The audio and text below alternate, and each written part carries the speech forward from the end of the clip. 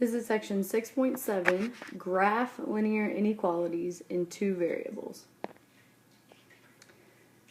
So a linear inequality in two variables, such as x minus 3y is less than 6, is the result of replacing the equal sign in a linear equation with less than or equal to, greater than or equal to. A solution of an inequality in two variables is an ordered pair that produces a true statement when the values of x and y are substituted into the inequality. So this is just like it was for equations. An ordered pair is a solution as long as it makes the inequality true. And the only difference between a linear equation and a linear inequality is that now it has an inequality symbol. So for example, tell whether the ordered pair is a solution of negative x plus 2y less than 8. So all we're going to do is plug in to the inequality to see if it's true. So remember, in our ordered pair, this is x and this is y. So if I plug that in, I get negative 0, which is just going to become 0, plus 2 times 0, less than 8. Well, anything times 0 is 0. 0 plus 0, it's just 0 less than 8. And that's true, so that is a solution. Now, for our second one, again, I'm just going to plug in for x and y. So I end up with negative 0 plus 2 times 4 less than 8. Well, that just becomes 0 plus 2 times 4 is 8. And 0 plus 8 is 8. And because it just says less than, this is actually false. 8 is not less than itself. Had it said less than or equal to, it would be true. So this one is not a solution. And for our last one, same thing again. Negative 3 plus 2 times 5 less than 8. So I have negative 3 plus 2 times 5 is 10. And negative 3 plus 10 is positive 7.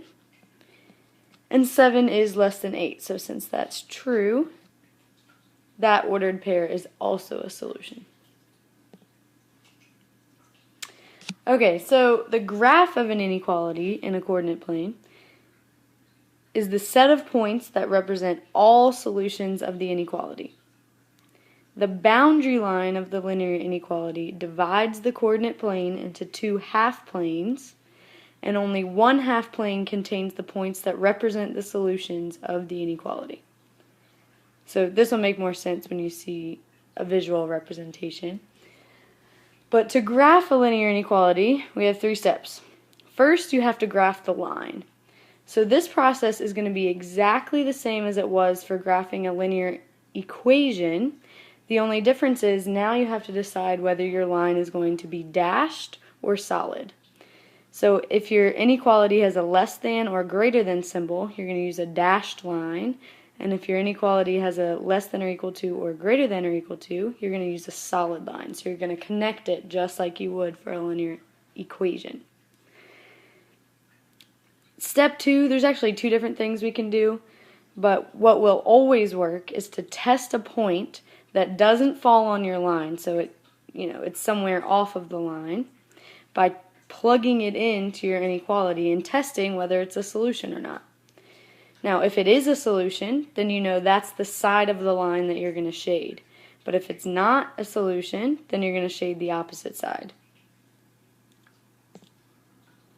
Alright, so for example, graph y is greater than 4x minus 3.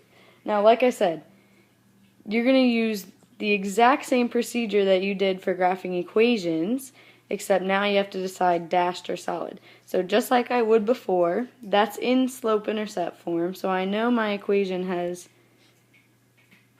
a y-intercept of negative 3, so I'm going to put a point down here at negative 3.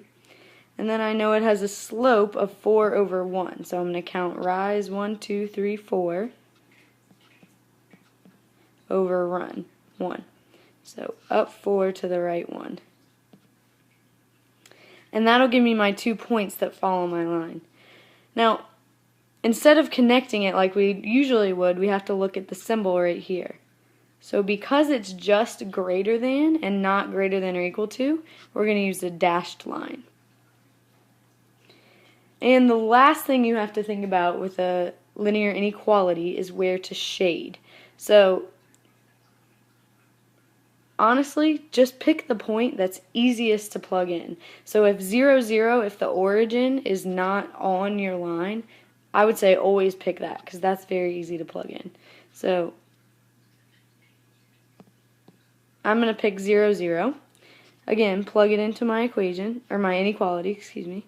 So 0 is greater than 4 times 0 minus 3. Well, 4 times 0 is 0, and 0 minus 3 is negative 3. So you have to ask yourself, is 0 greater than negative 3? Well, yes, it is.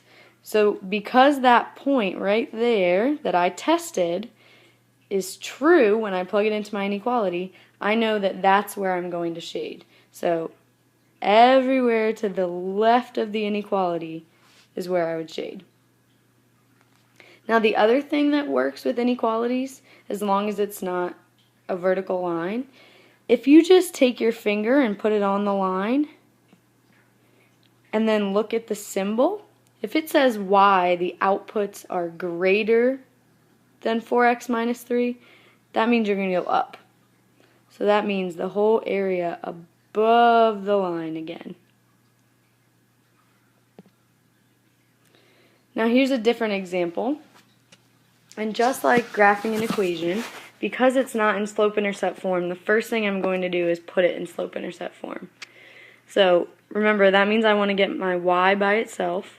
So to do that, I'm going to subtract x from both sides, and I end up with 2y less than or equal to negative x, because 0 minus x is just negative x. And then to totally get y by itself, I have to divide by 2 on both sides. So I end up with y less than or equal to negative 1/2 times x. And now I'm going to graph it, just like I did before. So because there's no b, remember technically that's plus 0, I know that my line has to go through the origin, so I can put a point there to start. And then I'm going to go down 1 to the right 2. Rise over run to find the second point.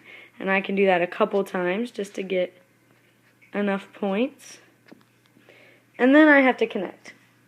So this time, because it's less than or equal to, that means I'm going to have a solid line. So I do go ahead and connect that whole line. And again, just like before, I'm going to pick a test point to see where I should shade. So the trick will work with this one as well. Because my final equation is written as the outputs are less than or equal to negative 1/2 x, I know that means below my line is where I'm going to want to shade. But just to make sure, let's still test a point. But this time 0, 0 falls on my line, so I don't want to pick that point. So I'm going to pick another easy point. So 1, 0 would be easy. So now I'm going to plug in 1 plus 2 times 0 less than or equal to 0.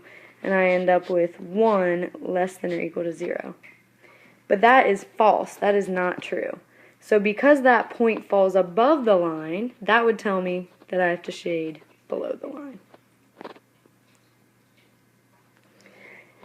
And just to show you a horizontal line, if I want to graph y is greater than or equal to negative 3, I'm going to use a similar process.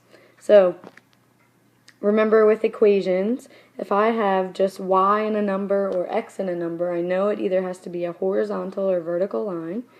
But remember we talked about HOI, so that tells me that if I have a y equals equation, or in this case a y inequality, it's going to be a horizontal line.